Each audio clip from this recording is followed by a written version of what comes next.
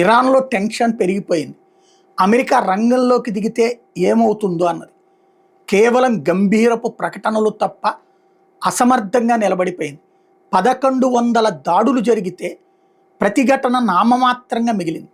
అప్పుడప్పుడు ఒక మిస్సైల్ వేసి అదే అద్భుతం అని చెప్పి తన అనుకూల మీడియా సోషల్ మీడియాలో ప్రచారం చేయించుకుంటూ లేదా తనని నమ్మే ముస్లిం సామాజిక వర్గాన్ని సంతుష్టీకరిస్తూ సాగిపోతున్నది.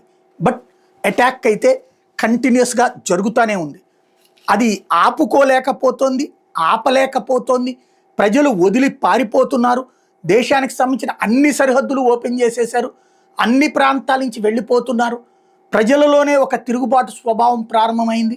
మరొక వైపున అమెరికా ఇజ్రాయెల్తో జట్టు కట్టద్దని హెచ్చరించిన అమెరికా సహకారం ఉంటుందని ప్రపంచం మొత్తానికి తెలుసు. యూరప్ దేశాల సహకారం ఉంటుందని తెలుసు. ఇంత దాకా వచ్చాక ఇక వెనక్కి తగ్గే పరిస్థితి ఉండదు. ఇక్కడ దాకా రాకముందైతే ఆపచ్చు.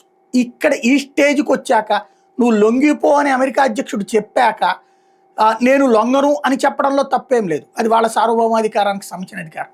కానీ ఇప్పుడు ఇజ్రాయెల్ యుద్ధం ఆపే ప్రసక్తే ఉండదు. అమెరికా చెప్తేనే గాజాను ఆపల, అమెరికా చెప్తేనే ఇప్పటిదాకా ఇజ్రాయెల్ దాడులు ఆపల. అట్లాంటిది ఇప్పుడు అమెరికా జత కడితే, అందుకనే కట్టనీయకుండా చూసే ప్రయత్నమే ప్రస్తుతం ఇరాన్ చేస్తున్నది. భయం అయితే పెరిగిపోతుంది.